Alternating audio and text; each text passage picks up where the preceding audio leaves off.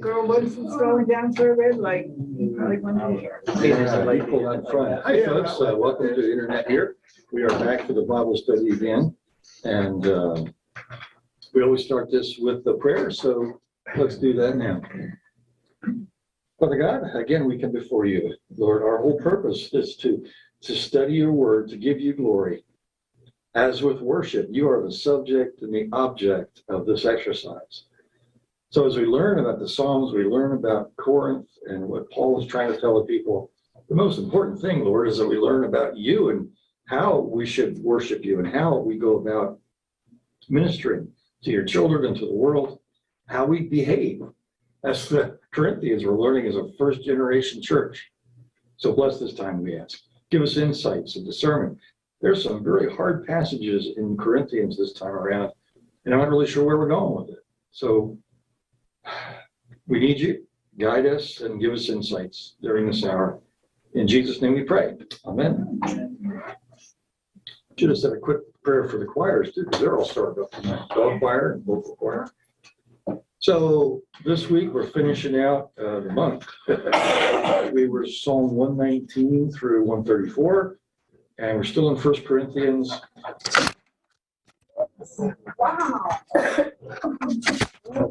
That was weird. Oh, Ruby. She must have said it. Okay, let me pull the rest of this up too, so she doesn't get it. Yeah. Did she try to jump over? Yeah. Okay. Okay. That was a technical malfunction, but there were no clothing parts involved, so we can move on. Only the Super Bowl. Only the Super Bowl, right? Right. So, where was I? Yeah, the Psalms and Corinthians, and quite frankly, I didn't make any new slides for tonight because there were only two things in there that I saw from Corinthians that I thought was worth maybe a picture, and it just didn't seem more spend more time in conversation, I hope. What do you got? Who read Psalm 119? No. This was written by one of the priestly class, and it was written as a way of showing off their artistic skills. It was a devotion to God. They weren't just bragging, like, oh, look at me. Right. But it was a very involved poem showing their artistic skill and their devotion to God. But they would make this much trouble. It seemed more like a play. Play? Yeah. Okay. Because they in my Bible, they list different characters. Yeah. Reading it. That's the Hebrew alphabet. So this is one of those acrostics. That's an alphabetical acrostic. Okay. So I do have some notes on this. It is there's 176 lines. There's 22 stanzas, and there's 22 letters in the Hebrew alphabet, and each stanza has 8 lines to it. So as they laid this out, in the first one, you see that it looks like an X. It's actually an Aleph. It's the first letter of the Hebrew alphabet. Now, you've heard me say the chiasm all the time. Chiasm, the X for that is Greek. The Hebrew doesn't look anything like Greek. The Hebrew word don't match anything in our vocabulary unless it's a pure accident. So in Hebrew, Aleph is the first letter of the Hebrew alphabet, and those first 8 lines, every one of those lines started with an Aleph. So amazing is the Lord our God. Awesome is He in power. All powerful is, every line would have started with an A. The next one, verse 9, that looks like a backwards C. That's a bait, the next letter in the alphabet. And every line, 9 through 16, starts with a bait, starts with a B. And then Gimel is the next one, at 17 to 24. Dalet is 25 to 32. Hey, Bob, Zion, it goes all the way through the Hebrew alphabet. And that's part of his artistic skill, being able to write this piece using the alphabet. And it was almost like a devotion to God. We're putting this much work into something. It's total devotion to God. In it, there's petitions, laments, praising, confidence in God, and meditation. So all the different kinds of psalms we've come across so far, this one incorporates all of those as well. But yeah, it's so, and for someone whose their memory skills were better than ours, they would memorize large portions of the Psalms as they're making the ascent to Jerusalem. They'd be singing these Psalms. This would be a way to remember attributes of God, as you can remember the A's and B's and C's, and in his case, Alice, Bates, Gimlin, Alice, to memorize, to be able to perform or recite these. There's some stuff in there that is rather familiar to us. We mentioned before, a lot of the praise and worship stuff comes out of the Psalms. You go to verse 105 and 119. Your word is a lamp for my feet and a light for my path. Oh, I forgot her name. I just had it tip of my tongue. She was a famous contemporary artist. And we sing this. Thy word is a lamp unto my feet and a light unto my eyes. When I feel afraid, can't think of her name now. I'll come in like 2 minutes or so. But that's one that cuts right out of Psalm 1, verse 105. And then there's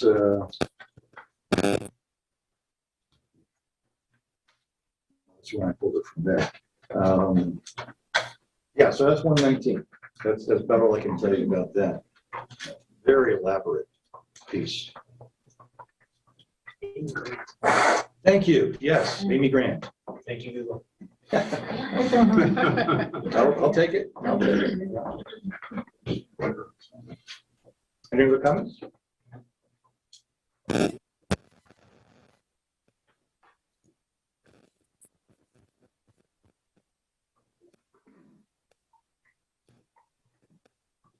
Thank you for hanging in with the songs.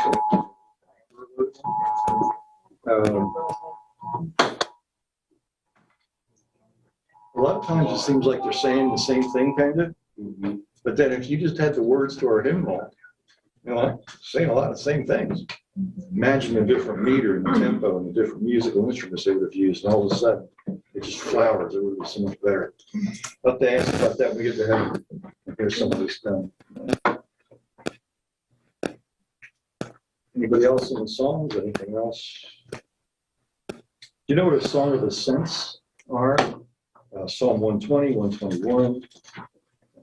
You hit them in the 130s. There's songs. 123 is a song of ascent. 125, 124. It's a song of ascent. Short ones? What? Short ones? Short ones. They were just like,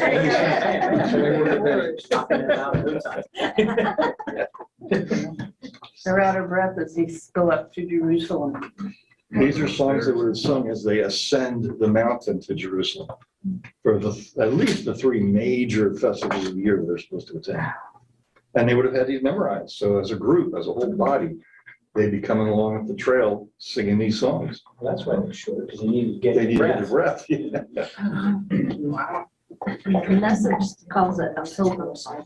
Pilgrim song, okay, yeah. Okay. They're making their pilgrimage to Jerusalem, to the temple.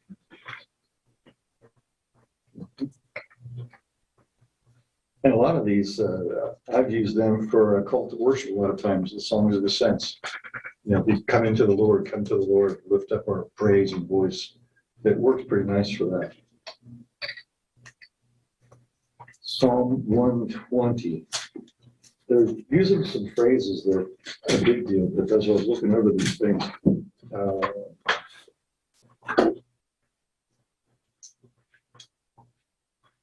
verse 5, woe to me that I dwell in Meshach, that I live among the tents of Kedar. That's a metaphor. He wasn't really living out there. Meshach is the southern shore of the Black Sea, like way away from Jerusalem. And Kedar is on southern Arabia. So he's saying, woe is me, I'm so far away from the temple, so far away from God's holy place. Poetry, he's bringing up images again. Psalm 121, another song. I lift my eyes up to the hills, where does my help come from? My help comes from the Lord, maker of heaven and earth. It's almost literally right out of the Psalms. Won't let your foot slip, watches over you. That's used in hymn too. The one I mentioned on Sunday in my sermon, Psalm 123. I just enthralled with the idea. Verse 2 in Psalm 123. As the eyes of the slave look to the hand of their master, as the eyes of the female slave look to the hand of her mistress.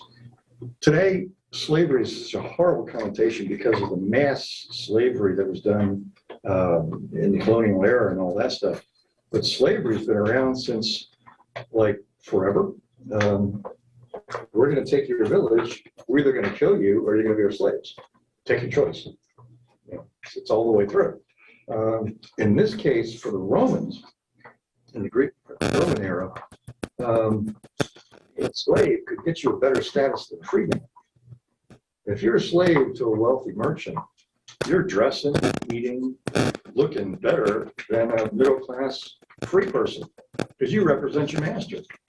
So when you go into town to purchase things, to make things for your master, you're going to look good because your master's wealthy. You could be very well off as a slave. There's a whole different world than, this is Old Testament, but it's a whole different world than what we understand as called chattel slavery, the South, and most of the world, but Americans are worse for that. Indians had some pretty rough slave. I mean, So the Indian caste system was almost worse than slavery. yeah, that was pretty bad. Yeah, but think of a slave who's watching the master, not just like, yeah, I'm doing some, and the boss calls, yeah, I'm over here finishing up the books, I'll be with you in a minute. You're like, when you're on duty, you're watching for that gesture. That's the intense focus, waiting for the master to come, lift up a cup, give me some water, whatever. That is a great, again, poetic license. It's an image of how attentive are you to God? How much is your focus on what God wants and his intention for your life? You're just waiting for him to get you up beside the back of the head with the 2x4s on. Paying attention to what God wants. Is that why when you had spoke about when people pray, everybody should stop?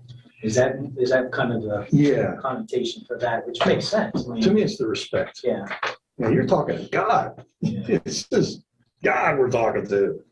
And I've seen this in churches where the prayer is a convenient time for the choir to come out and get in position. What does that tell you about what you're doing? Spirit, I get goosebumps thinking about that's a travesty.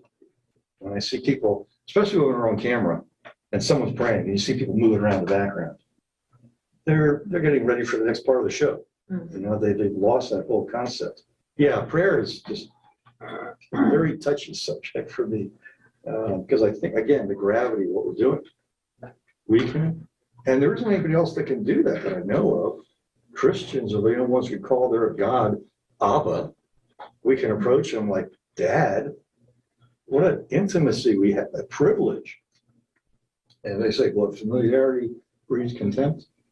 We're so used to having some familiarity, it's like, oh yeah, God's my co-pilot. It kind of remarks like that. It just trivializes thing, and that's why I get. I also think we underestimate the power of prayer. And if we realize what we're dealing with here and really pray with the absolute belief in action happening, we'd see all kinds of crazy things happening. We don't really believe what we're doing, so we don't take it all that seriously. Too much lip service. Yeah. It's convenient. Oh, they're praying. I'll scoot out of the church right now. Or coming in from, oh, they're praying. Good. I get to sit in my chair. No, just stop and join the prayer. Yep. Okay. It's my sermon. Yeah.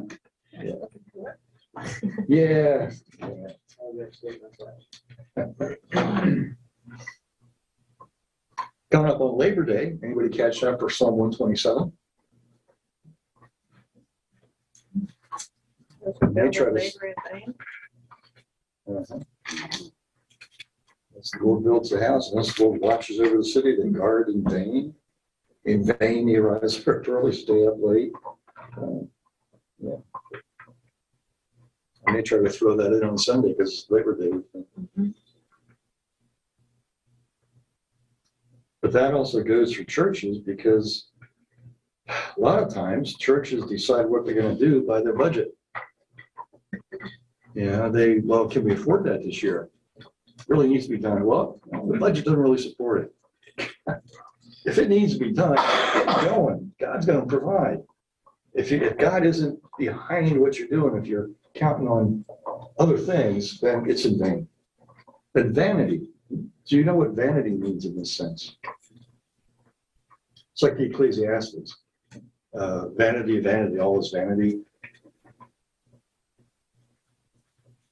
Again, that's a word that's changed over the years because we have the mirror. If you look at the mirror, it's vanity. It's puffing yourself up, making yourself look really. That's vain. That's not what the word meant. The word vanity meant something that has the appearance of reality, but it's not. So when you look in the mirror, it's the appearance of you, but it's not you. It appears to be real, but it's not. And that's the sense of the vanity in this case. And in Ecclesiastes, vanity of everything's vanity. It's ephemeral. It's a mist. It appears to be solid, but it's not. And that's if you're building this and God's not in it, it's puff. It's smoke. It's nothing substantial. They won't hold up. So that's the sense of vanity. It's the appearance of something that's real. It's not. Often said when we lived in the coal region, they had some real sharp contrast weather-wise. Driving along a highway, and there was a fog bank that was like a wall. It was just one solid wall. And even though my brain said it's fog, my heart said you're going to crash. But the closer I got to it, driving 55, whatever the speed limit was, my whole sense was just we're going to have an accident. I'm going to hit this thing. And of course, I went through it. It's fog. There's nothing to it. But it had such a real sense of being solid. That was vanity. That was appearance of realism.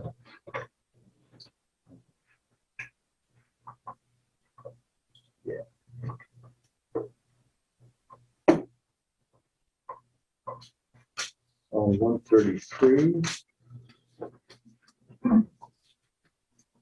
it's a blessing on the family. How good and pleasant it is that God's people live together in unity. Now, we wouldn't think oil pouring down somebody's head is all that a cool thing, but oil was used back then as a fragrance, as a cleanser, as a lotion for the dry skin. Aaron, so that was a blessing. Running down Aaron's collar, that was when he was anointed as the high priest. So that's comparing the, if you've got that, if you got a family that's blessed like that, consider yourself luckily blessed, whatever. I'm just kind of rolling through. So anybody else comes up with anything from Psalms? Psalm 136 is another praise song. Give thanks to the Lord, our God and King. His love endures forever. For he is good, he is faithful. His love endures forever. His love endures forever. People don't like modern music because it's 7-Eleven music. 7 words repeated 11 times over. There's Psalm 136. They're just repeating that phrase over and over again. And 7 words. 7 words. For his steadfast love endures forever.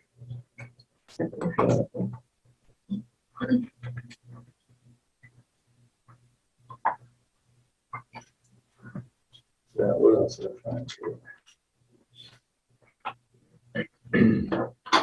Yeah, with a mighty, verse 12, with a mighty hand that announced right shine, love and justice. We didn't get too much money for that song. Plagiarizing. 139. Oh, this I think was interesting. So you go to 139, We haven't gotten it. Yeah, we're only at 1:35. Psalm. Yeah. 139. Yeah, you're Yeah. past. So we were past. Oh, that's right, we did. Past. 133. Save that. Well, we can read it. Actually, if you just keep reading them, we'll be there. Yeah. This'll keep till next week. That's okay. This'll keep. That I'm thing sure. is a recognizable thing. Yes, week. Okay.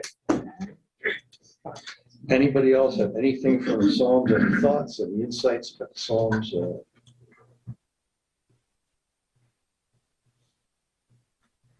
Okay.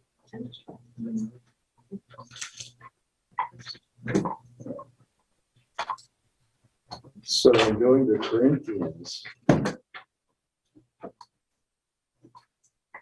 Here again. Oops, back up. There's Corinth up on the screen. Not on our. Oh, it's not. Oh, you're not. We're not. It's modern city. We're not shy. Foreign lost the wing of it. Syncopated. That's an airplane. That's the cord being pulled out.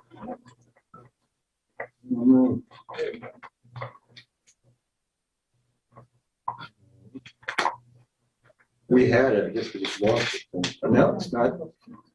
It went there, then it went away. I got it. And as soon as I move, I don't know, it's going too fast for it.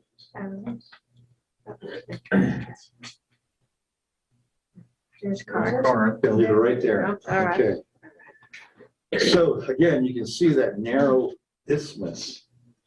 Psychological, I can't say that word without stopping, isthmus of Corinth. And you can imagine what you're looking at this corner, that's the heel of a boot of Italy. If you imagine Italy is a big boot with a high heel, that's the heel. Italy coming over there, coming through here, through Corinth and across to Ephesus in Asia, as opposed to going all the way down the coastline here. And the ships would hug the coastline. They wouldn't just take a beeline. They don't go out away from where they can see the shore. You can imagine how much time that would have added if you actually had to sail around. And apparently it's a rugged coastline too, so it's hard to sail. So there's Corinth. And because it was that bottleneck of traffic, it had all kinds of influences, especially from the East coming over, influencing with the religions. So you must have questions about Corinthians. There's some real controversial stuff going on here. Well, I particularly noticed the chapters 13, 14, 15 or so, where he's talking about the different grace gifts that people have, and particularly the two topics of speaking in tongues or prophesying.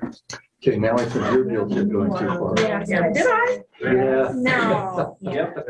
We stopped at We stopped 11, at 11. Oh, yeah, we stopped at 11 today. which I I think is went very, too far, but I like that. So.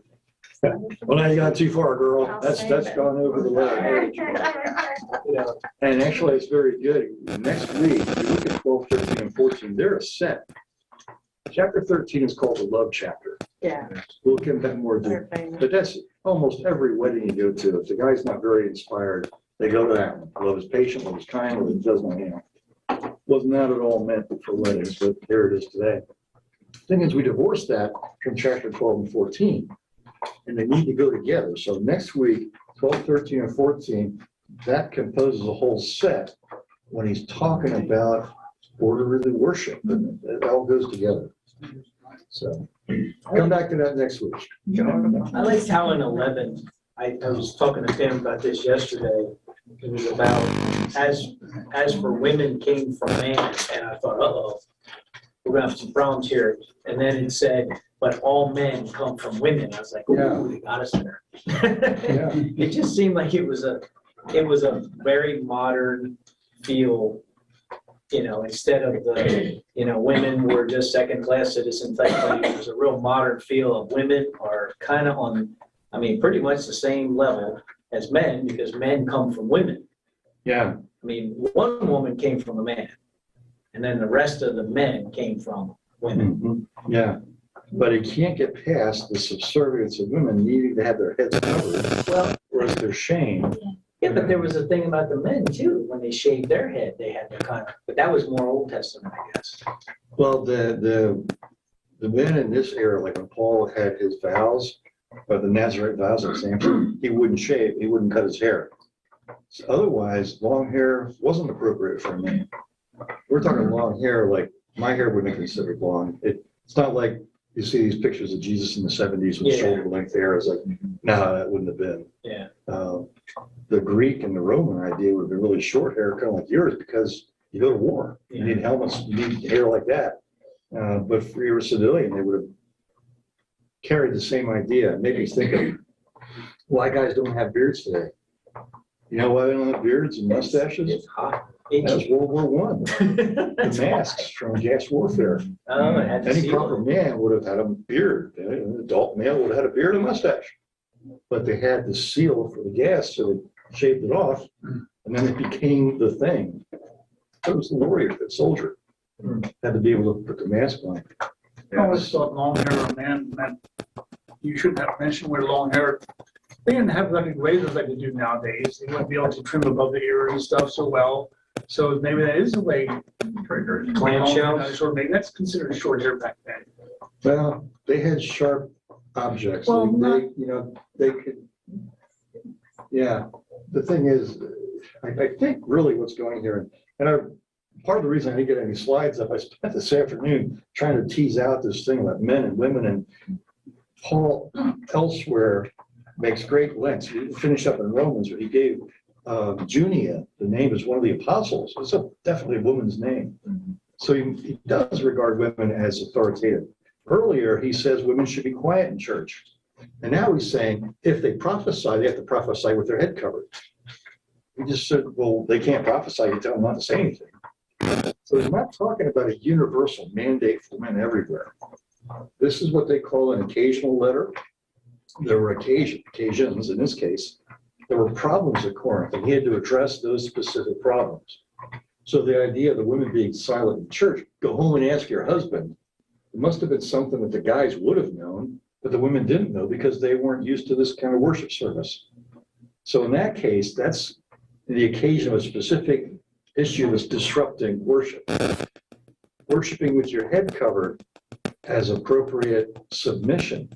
And somewhere in here it says this is their sign of power. What is a sign of power? This having the veil.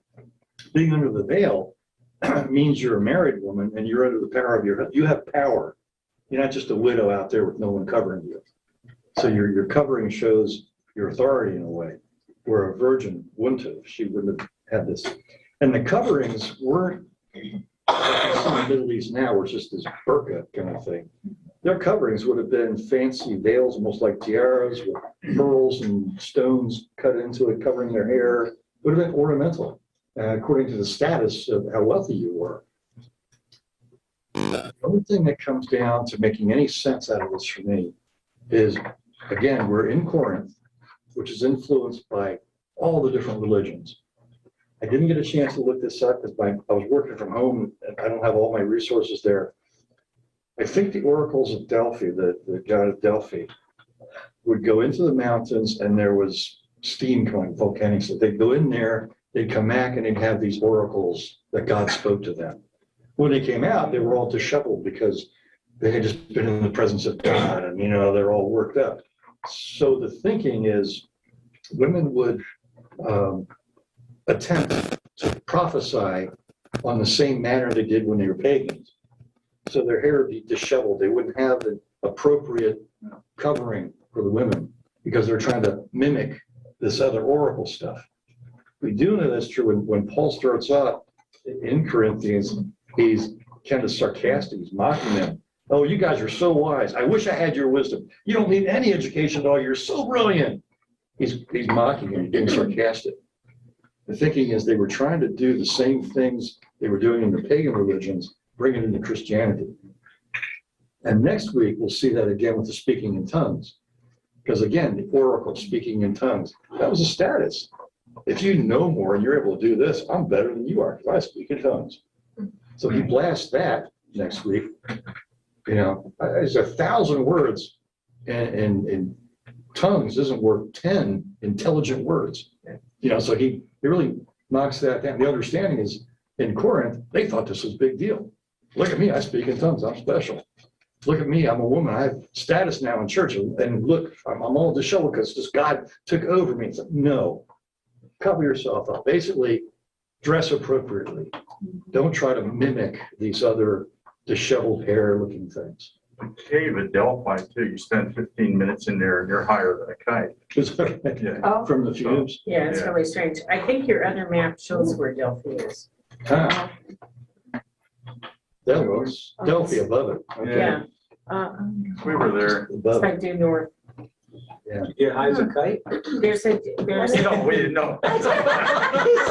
He was shaking his head, yes. It did smell fine. No, you're getting confused with Colorado. Yeah. Did you get high as a kite in That's Colorado? like the neighbors we had But it's this the- summer with the joints. It was kind of- Secondhand smoke. Yeah, so there, again, we have to read between the lines. Like I said this before with the epistles, you're reading somebody else's mail. They know what the issues are. Between the two of them, they know exactly what is going on. We're reading the response that Paul has because some of the people from Chloe's household came, reported these things, and now he's responding to that particular issue. And that's why it's helpful to think of these as occasional letters and these mandates against or for something. They're addressing a specific problem within the Corinthian church. And unless it's repeated multiple times in the Bible, it doesn't necessarily mean that that's so once and for all true for all men all the time. That's my story and I'm sticking to it. There are other denominations, Christian denominations, right there it says women have to be silent in church. And to this day, they don't let women be preachers. I don't see that. I have a problem with that. If there's no difference between Greek and Jew and slave and free, man and woman, then if God's anointed a woman to speak, let her speak. This was a particular problem he was addressing. And again, 12 to 14, problems interrupting the flow and the unity of worship. The glorification of God. That's what we're looking at for. You know, we were in a church that believed all this literally. They hired a pastor who believed in it. He came in, his first week, he fired the choir director, female, secretary, and went on and on. And when they hired him, they said, well, we'll change it. You don't change people on those kind of views. Yeah. Yeah. You know, if they're literalists, they're literalists. And it's, Yeah. I thought it was So yeah, 11 has been one, and one of the things that was taking me so long in the commentaries is even these esteemed commentaries that I really respect, they're saying, you know, everywhere I look, I can't find a good explanation for what he mentions about the women being head covered because, you know, the angels are watching.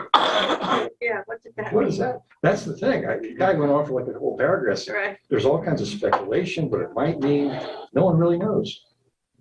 No one really can go back in that time and decipher that little phrase Because of the angels. because of the angels. Right. Could it be that the angels are watching and reporting to God, and if we're doing something inappropriate, they'll send that message back? Or is it the bad angels, the demons that are watching? And if you see women acting like that, they're going to influence you. We don't know. Like I said, he went on this a lot of speculation. Barnes notes on the New Testament. He said, frankly, I don't know. He's an esteemed theologian. So there's some problems there, and I have to go back to the idea that it was dealing with a specific problem. On chapter 9 and verse 19, it's a very confusing discussion of being under the law there, which is very confusing. Inside the law, under the law, outside the law. Yeah. A little bit confusing.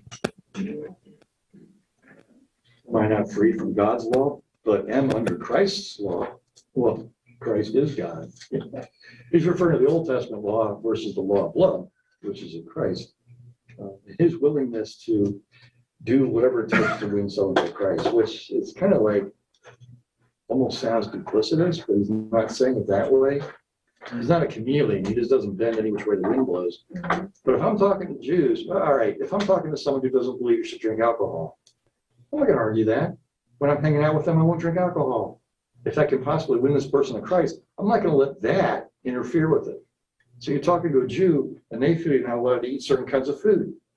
Okay, fine. I'll put myself under the law and I'll restrict myself to those dietary restrictions for the sake of maybe winning this person to Christ. What am I among the Gentiles? I live like a Gentile. I'll go ahead and eat what they're offering me. And if they don't make it a point of discussion whether it's pagans or not, I'll go ahead and eat the food. But if it bothers somebody, okay, then I'll put myself under that restriction, just whatever it takes to get someone to Christ. So under the law, free to use law. I think it's kind of amusing. Paul keeps talking about being free, and then he lays out all these rules for everybody to obey. Okay.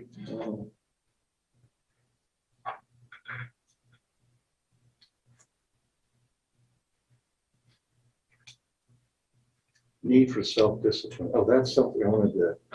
If you're in chapter 9 still, do not all run the race. Only one gets the prize. Y'all knew the Olympics were a big deal back then. I always call them Corinthian games. They're actually the Isthmus games, that's the Isthmus of Corinth. About 8 miles south of Corinth was another set of games like the Olympics, and they were second only to the Olympics in popularity. And they were run every other year. And one of the commentators thought that when Paul was in Ephesus writing to Corinth, that this would have been an off year. They were preparing for the Isthmus games. So when he talks about running, this is something like they're all way up on this. Like when we used to really follow the Olympics all the time, the runners run for a way to get the prize. Everyone competes in the game, goes into strict training. Real athletes go into very strict training for these prizes. They don't get a crown, they'll get a crown that won't last. We get a crown that lasts forever. They would get olive branch leaves and stuff. That's a great, now, it doesn't look like much, but if you win these games, basically, you're royalty when you go back home.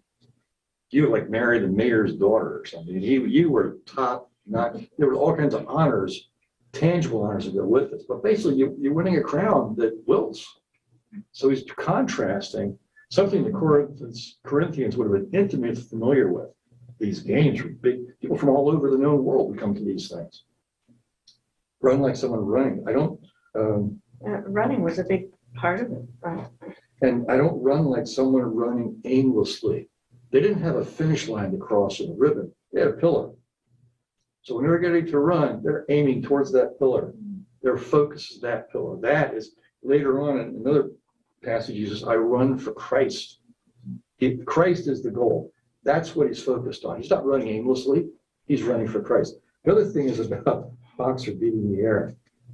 I've read people talking about shadow boxing and stuff like that. They didn't have shadow boxing back then. That wasn't a thing. When he says it's not like a boxer beating the air, they didn't have gloves. What they would do is they'd take leather straps and they'd wrap the leather around them. What the Romans did, and the Greeks were doing this first, is they'd also put little shards of ceramics or glass in there as well. The Romans actually put spikes in there. Yeah. So what he's saying is, I don't just beat the air. And the whole idea was to land your punch on the guy and make him all bloody. This was like next to combat fighting kind of thing. So when he says, I'm not just beating the air, he's not saying I'm a shadow boxing. He's saying I land my punches. I'm a good boxer. I make an impact when I hit. So it kind of changes the whole thing. He says, no, I don't fight like a boxer beating the air. No, I strike a blow with my body. Myself, I'm punishing. I'm disciplining myself on this. There's not a shadow boxer with all the shuffle fancy. This is like pounding each other. And if I remember, it's been a couple of years since I studied this, but if I remember right, they didn't have a whole lot of defensive moves in boxing. It was like you land your punch, he lands your punch. You've seen those boxers knock themselves silly because they got no defenses. And I'm sure they had some defenses, but for the most part, the point was to hit the guy. land the punch. So you're not just wasting your time. How much of the time are we wasting our time in church? We don't really land the punch. We don't really close the deal. We don't make the sale. We don't land the punch. So we say, I land my punches. I fight for effect. And he's worried about losing, disqualifying himself, working so hard and then wind up missing out himself. I didn't want to say this at the sermon, it would take too long, but this almost happened to me in basic training. I was in a platoon. I was the oldest guy in the platoon. I had some college background. I was married.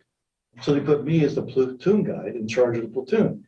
That means I had to overview when they were studying the weapons to break down and put them back together again and lay claymore mines. Anybody who couldn't get it, I had to go work with that guy to get him up to speed, so the whole platoon.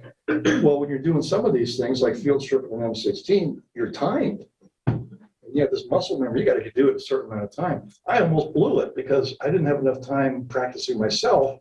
So I was working with so many other people, I almost just got disqualified. I was working so hard to get other people in. Every time I read this, so preaching to others, I myself will not be disqualified for the prize.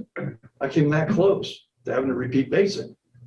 I was like, oh, man. You don't want to do that. No, I didn't. No way. What's his bad now? But you can imagine if you don't attend to your own personal devotions, you're so busy doing stuff for other people, make sure you're doing it yourself. Make sure you're disciplining yourself so you don't lose the prize. Then this is a continuation in chapter 10. And he reminds them, look at the Jewish ancestry here. They all went freedom from Egypt. They all went under the baptism, under the covering of Shekinah glory and through the water. They all were fed on the spiritual food. They were all refreshed by the spiritual water, which is Christ's blessing. And yet, it says most of them didn't make it.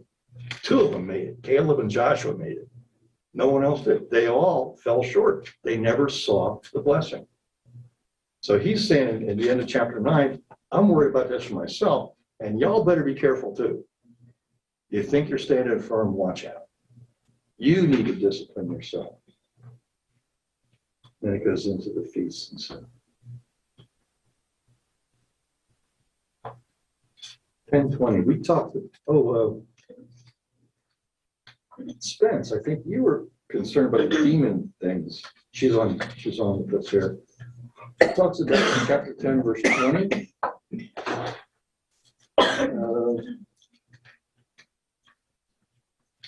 They talk about the go to verse 18 in chapter 10. Consider the people of Israel. Do not those who eat of the sacrifice participate in the altar. It's more than just eating food. It's a participation in the whole process. Do I mean then that the food sacrificed to an idol is anything, or that an idol is anything? No, but the sacrifices of pagans are offered to demons, not to capital G God. I don't want you to be participants with demons. You cannot drink the cup of the Lord and the cup of demons too. You can't have part in both the Lord's table and the table of demons. Why are you trying to arouse the Lord's jealousy? So there's a better sense of what the small G gods are. They're demons. They're false gods. So they have powers, the principalities, powers. There's good angels, bad angels, demons. The bad angels are called demons. They have influence. They have power in the world. And some people worship them. So it's not like, oh, it's just nothing. Yeah, we went over there and it's part of a secret guild and we can't tell you what's going on. We had great meals together. It's no big deal. Yeah, it is. What they were doing. And this made it really hard too, because if you're in a guild, you're a basket maker or a wheelwright or carpenter, you have your guild. And the guild is a god. So when you have your guild meet, you go to the temple and you have a banquet. And you do business, and so now you're a Christian. Do I go to these things? I know you're not blessed if you eat or blessed if you don't. He says it's otherwise. The food is pretty much neutral. But what are you doing when you're eating at the temple of another God? So now, before he said it didn't really matter, now he's saying don't do it. It's the same letter. So again, there must be specific issues that came up. That in this case, hey, food or not, it's food, doesn't matter. In this case, you're going there sacrificing and eating to demons, and you're also sacrificing and eating to Jesus. You can't do that. What were the details between the two? I don't know. That's somebody else's mail, and we're just reading parts of it. Brian, my Amplified Bible cross-references Deuteronomy 32, verse 17, Okay. which says, they sacrifice to demons which are not God, gods they had not known, gods that recently appeared, and gods your fathers did not fear. Balaam was guilty of that. That's why they killed him, because he enticed the Israelites to go celebrate worship with other gods. The very gods that they were throwing out of the promised land.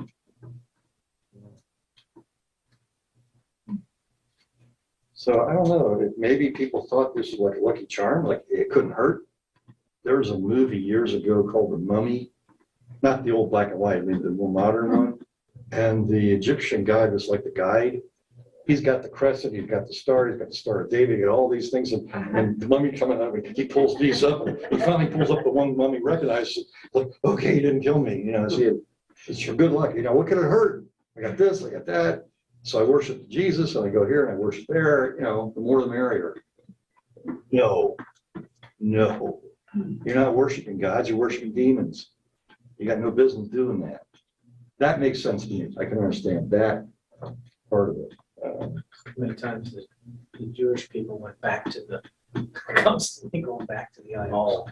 Constantly going back to the idols. They get all this great stuff and they constantly go back to the idols. He's like, nah, we're done with this, right? Yeah.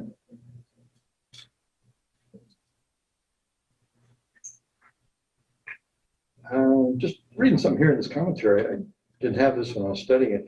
Going back to the boxing, it was one of the most popular Greek competitions, was violent. Boxers' leather gloves protected their forearms, but left the fingers bare. The more violent version was a form of combat known as pankration, which mixed boxing and wrestling.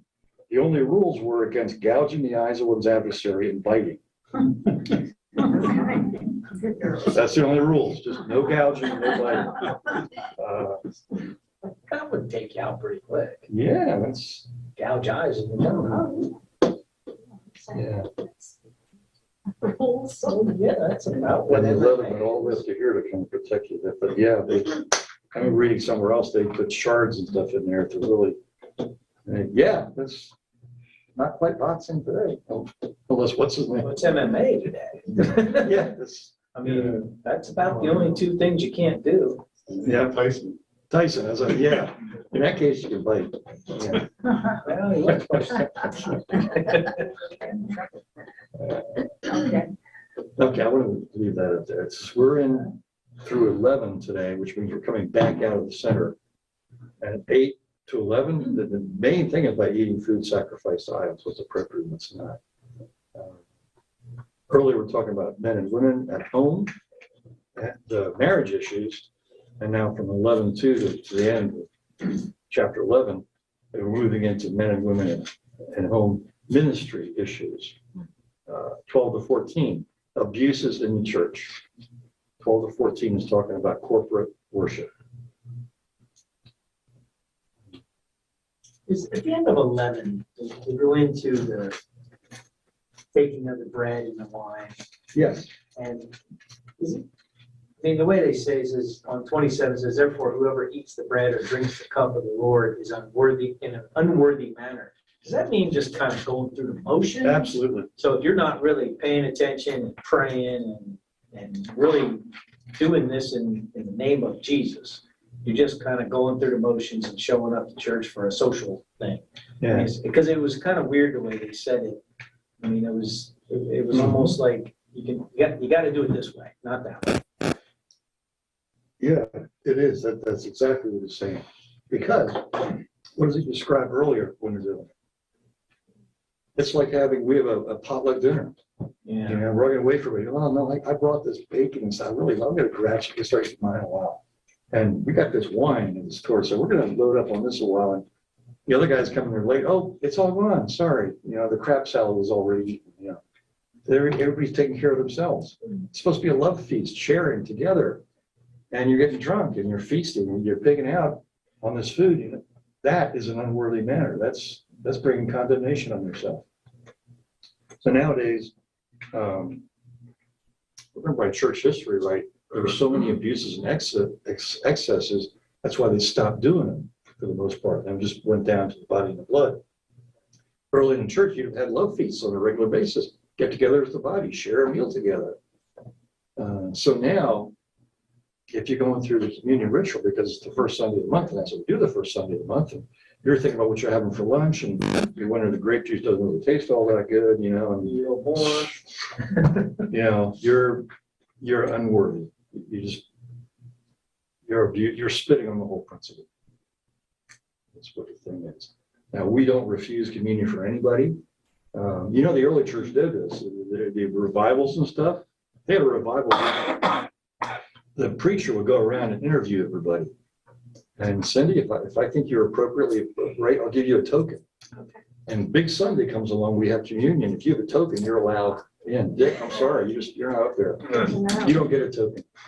So you're excluded because I didn't judge you worthy to receive communion. They were actually doing this. We don't do that. That's that's between you and God. That's what I thought I got when they gave you one of those styrofoam bread things. I thought it was a token to turn in for bread. Yeah. So where do I show this when I get communion? Yeah. Unleavened bread. Oh, all right. It wouldn't- I'm it used does- to the it does look like Styrofoam with a styrofoam. cross on it. That's Well, actually, they used wafers here at one point. Yeah, Remember? did it for a short time. Yeah, they did for a little For a bit. short time. Yeah, I knew he liked it. I did. I felt like home. Yeah, you did. Like I was in church. Yeah, but you didn't get the wine. You're the only one. Actually, they stopped doing the wine like in the COVID period, and then during flu season, they kind of limited it. So now they don't even offer it. Is that right? Oh, Yeah, okay. it hasn't been offered, at least at the two churches we go to. When I was in the military, the Protestant service would have grape juice on the outside and wine in the middle. Because you're Lutheran, whatever. Catholics sometimes had their own service, depending on how big the post was, but there was the traditions with grape juice and traditions with wine, so whatever. Yeah, and that's what it means now. And I think it's kind of funny. John Wesley wanted us to have communion every time we got together for worship. Oh, no, that would take the value away from it. We can't do that. It just wouldn't mean anything. Try leaving out the Lord's Prayer one Sunday. Oh, you got to have that every Sunday. It wouldn't be right if we didn't do the Lord's Prayer. But communion would be cheapened if we did it every Sunday. Tell me how that makes sense. Communion is how we find out who's truly holy. Why?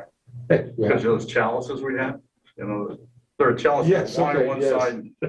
But the holy folks get 2 crackers or maybe 3. Oh, okay. It was a lottery system. Yeah. Other than the holy people, God showed them how to use the darn Yeah, things. no, if you were Juice all lucky, over you got themselves. 2 or 3 little pieces of that bread. Yeah, There's a sequence you needed to know. at our church, the whole mass is around the Eucharist. I Mhm. mean, you go and it's about the Eucharist. That's why I've never understood the once a month. Yeah. And I get it now, it's gotta be sparse here, so we really appreciate it. Not so much that, it actually comes up to the early days in the colonial America, because you needed an ordained elder, an Anglican priest, And they have to to travel. bless the elements. And they travel. And they traveled. You wouldn't get a priest but quarterly. Yeah. So EUV tradition, we'd have communion once a quarter. That's what I originally started. Then we went to once a month, and then the Church of England does it every week for evensong. Well, we went on And the one mission Orthodox did it every week, depending on. we went on the one mission trip, Matthew came. And we joined another church because Matthew wasn't ordained. Right. Although he's actually in the process. I heard that, yeah. So again, these traditions are because of necessity. If you insist it has to be an ordained elder, and it only comes around once a quarter, guess when you do communion? Wesley would have done it every worship service. He would do it every time. So it wasn't a Methodist thing, but yeah, all that back and forth. So that's where all this sits solemnly, because you have to get yourself right with God before you take communion. So it's this dark, dreary, I somber. don't know. That's part of the pietist Atmosphere. movement, the quietness. The Jewish celebration is a celebration. Messianic Jews, as I understand, their worship service are celebratory. There's tambourines and flags and streamers. This is like Yeshua came. It happened, you know, and they're celebrating. Somewhere along the line, we got to this pietistic thing. We need to be quiet. Just settle yourself with God. Is it wrong? No. If that's how you prepare to worship, okay. Other churches do it, and that's how they do. That's not how I worship. That's not how we do it here. Communion is always somber music. not- Well, we finished the thought about getting ready. We gather, we chatter, we talk and stuff. When I call you to worship, as the prelude is lifted up, that's the time to, okay, put it all aside, get centered. Now, the problem with that is if the music is so complicated and marvelous, you're sitting there going, wow, that's amazing. Wow, that was wonderful. You haven't taken the time to prepare to worship. You've been so caught up in the entertainment of it. So you can go foul there if you don't take the time, like, okay, the music's playing, but I'm really focusing on that. I'm getting ready to worship the Lord. So, yeah, what's the right way, wrong way? We're all wrong. Yeah, I was gonna say, it's the mystery, right? We all fall short, you know. And the piety of the celebrating communion doesn't sound like a celebration. Most people does it. Yeah. It's like a mourning. Yeah. Again, I wouldn't want to cheapen it by making it just a giddy thing. This is the body and the blood and spirit. It is. And then we get into the whole worship wars of what actually is going on there. History. We can't solve that one today. They haven't done it in thousands of years. We're not going to do it this time. Yeah, I like it how when you talk about the mystery, it's like, I have no idea what we're doing here, but this is what we're doing. God said, do it, we do it. That makes sense. In faith, we accept this. Yeah. It kind of goes with the same argument for baptism. Yeah. Does a child need to be baptized to be saved, to get to heaven? No one comes down to the Father. This is my instructions. Baptize them in the name of the Father, Son. These are our instructions from God. God's not bound by these rules. We are. So we make every effort to get them baptized. But that's God's business, what happens if they die and they're not baptized. We're under, I think Wesley wrote this, we're under that ordinance. God isn't. Yeah, so God can do whatever he I wants. think that's just for God to make sure we're getting kids on the right track. And like you said, God does what he knows what he's doing before any of that happens. I mean, babies die in the womb all the time. They're not baptized. I'm pretty sure he's taking care of them. Yeah, my faith, my God does. Yeah. God I worship does. He doesn't, of course, I'm going to pick on, you guys invented living, you know. Which they since done away with. George Carlin says, I hope they all promoted everybody. Purgatory. Purgatory. Purgatory. I said something to Brian about that one day, because you guys made that. I was like, I think we've made a lot of stuff. Again, George Carlin is how I learned my Catholic religion. He said purgatory is like as bad as hell, but you know you're going home. That's purgatory. Purgatory is like an airport. What's that? Purgatory is an airport. Just waiting around like, am I going or am I not going? Your flight canceled. Yeah. For the 95th time, Yeah. canceled. Really means a lot more now. Corinthians 8. This goes back to something else with the status and the impression and things. Knowledge versus love. Verse 1, chapter 8. Now about food sacrifice idols. Okay, now there's the big verbal clue. Okay, now we're moving on to another topic. Now, about this food sacrifice idols. We know that we all possess knowledge, but knowledge puffs up while love builds up. Corinthians were big on knowledge, the pedigree, the information, the education they had, knowing more than someone else. The more pedigree they had, alphabet-wise, the more important they were. So this is the way to go. You're all knowledgeable, big deal. If you don't have love, it ain't nothing. And this is addressed a lot. Again, speaking in tongues coming up. Dad thought that was great. This is more powerful. I have more wisdom than you. How you prophesy. What the different. This is kind of a recurring theme with the Corinthians because they were very big on status and their importance within the church. I think if there's a consistent thing that he's doing here, he's knocking down all of their false idols, their prestige, their power, their influence, their abilities. Hey, we all have different gifts. Your gift of speaking in tongues isn't any better than anybody else. As a matter of fact, if there's no one to interpret, it's useless. So it really shoots down that whole speaking in tongues thing, which when the oracle would have come out babbling about something. I've seen lots of drunks babble. What's that? I said, I've seen lots of drunks babble. Yeah. I didn't take it for much. Yeah. Okay, I think we're out of time. Anybody else have any closing thoughts there? We never get to see what they wrote back to him. Yeah, yeah. You do know that we launched one of the letters. Yeah. Apparently there's a letter prior to this, because You mean the Methodists lost it? 'Cause we didn't. yeah, that was on us. The bigger we. Paul, in First Corinthians, Paul says, in my previous letter, when I wrote to you about not associating with people who are idolaters and stuff, is that it? I didn't mean the world. You didn't mean the planet. I was talking about people within the church. So we know there was a letter prior to this one. And everybody's going, wait a minute. Yeah, what letter? I didn't get that. I lost in the mail. Could you resend that, please? I forgot to hit That save. must have went in spam. Check your spam folder. We'll see you next week, God willing, and take care and be blessed. We're out of here. Stop the show.